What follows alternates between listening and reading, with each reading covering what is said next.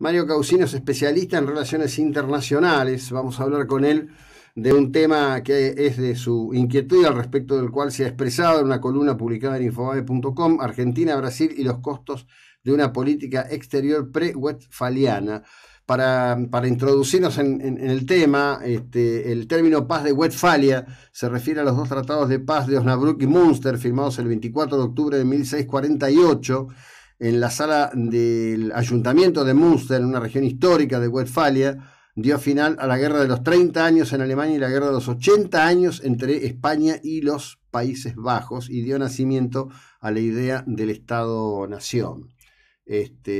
¿Cómo Causino vincula estas dos cosas? Es mi primer interrogante. Mariano, buen día, ¿cómo le va? ¿Qué tal? ¿Cómo están ustedes? Un gusto en saludarlos. Bueno, mire, lo que ha ocurrido en las últimas horas es que el gobierno brasileño ha anunciado que una cumbre presencial de jefes de Estado que iba a tener lugar en la semana próxima ha pasado a ser una cumbre virtual.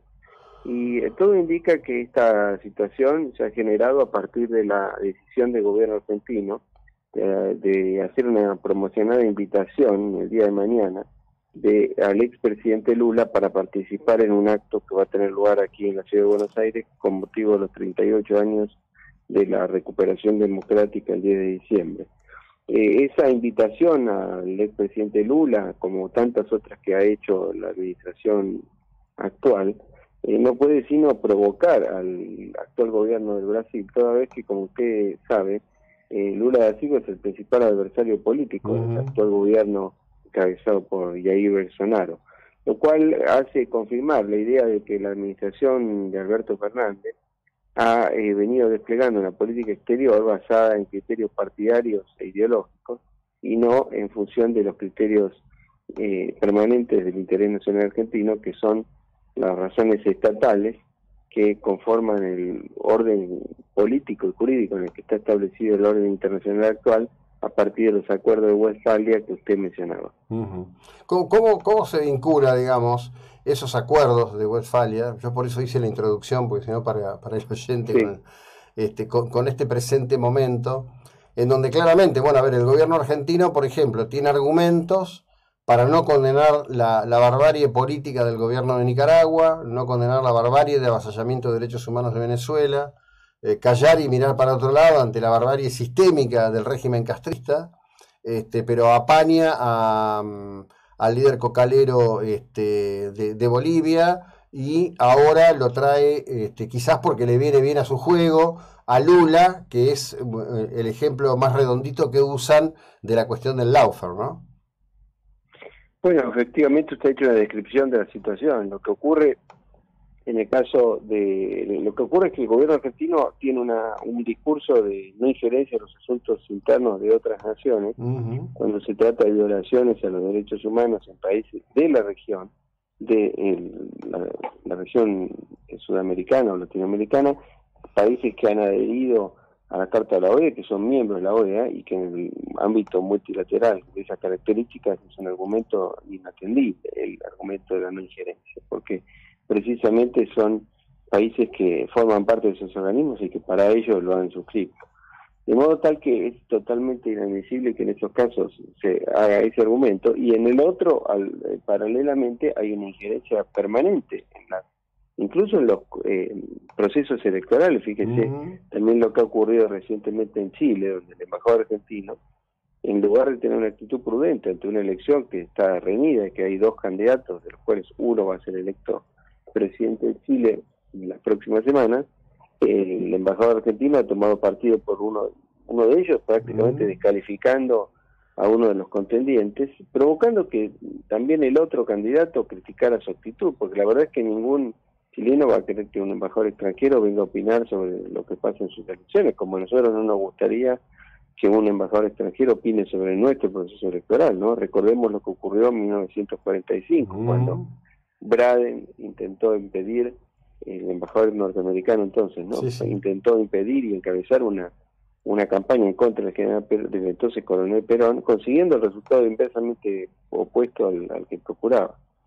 Bueno, sí, digamos, la famosa historia de Braden o Perón, marca realmente en ese sentido un punto extraordinario de oportunidad política para entender lo que ocurre, por ejemplo, que en el caso chileno, en verdad, estar en la piel del candidato Katz debe ser complicado, ¿no? Le están tirando con todo, hasta le fueron a buscar la ficha de afiliado al partido nazi del padre, ¿no? En esta idea que tiene la izquierda que los hijos pagarán las culpas de los padres, ¿no? Una cosa brutal lo que Sí, está pasando en el país trasandino con el proceso electoral y claramente la posición del embajador argentino allí es absolutamente penosa. Tenía un capítulo anterior con su aparición en respaldo del autopercibido mapuche John Huala, ¿no? Argentina que ha tenido una historia diplomática y consular impecable a lo largo de décadas, independientemente de los gobiernos, la verdad que hoy en ese escenario se arrastra en un lodo tremendo. sí, coincido con usted en su apreciación. Bueno, el proceso que electoral que se está produciendo en Chile es fascinante, diría, es controvertido, es complicado. Son dos candidatos que se los visualiza como extremistas.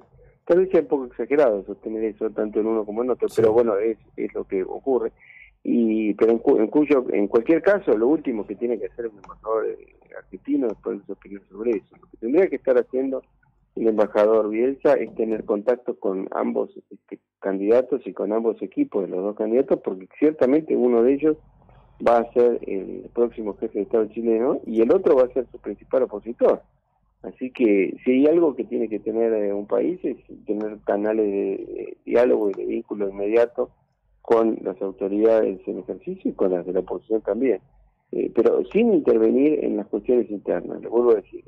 Por eso yo creo que lo que está desplegando el gobierno argentino es una política exterior basada en ideología, basada en partidismo, basada en caprichos personales y alejada del interés nacional. Por eso es que creo que es un primitivismo diplomático que nos retrotrae a un periodo anterior justamente el de la paz de Westfalia, que puso fin a las guerras religiosas en Europa en un contexto en el que la religión ocupaba un rol similar o asimilable al que hoy ocupan las ideologías. Es Claro. decir, en ese momento el entendimiento estatal que hubo en los estados europeos fue el de sostener que la soberanía estatal y la integridad territorial de los estados debía mantenerse en abstracción de las cuestiones religiosas, que serían hoy el equivalente a decir las cuestiones ideológicas.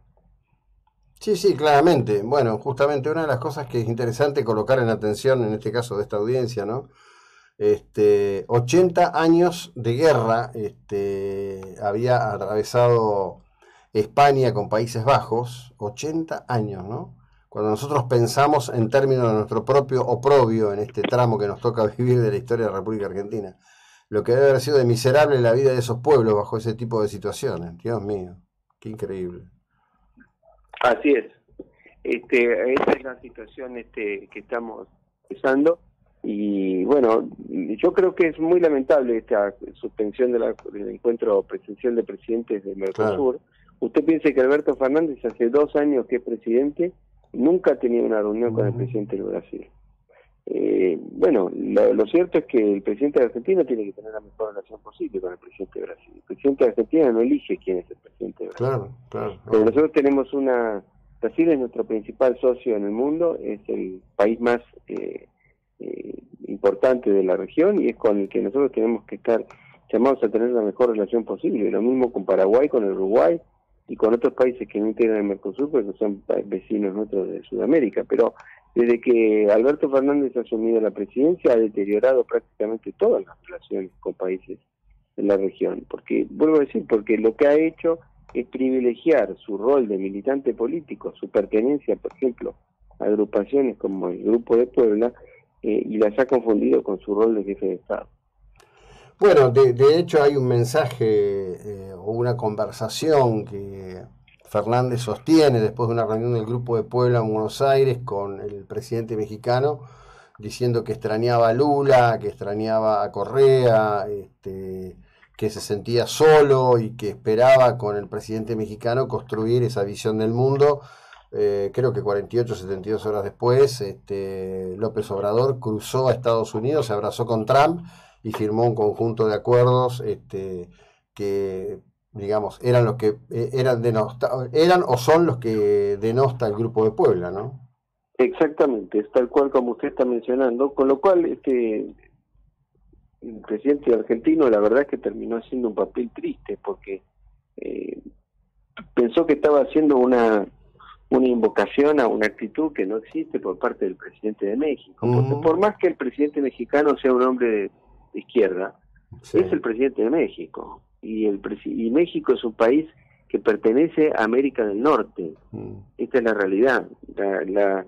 Nuestra zona del mundo es América del Sur, por eso es fundamental consolidar el Mercosur y las relaciones con Brasil. Usted no puede sustituir la falta de una relación con Brasil por el Mercosur a través de un vínculo con México.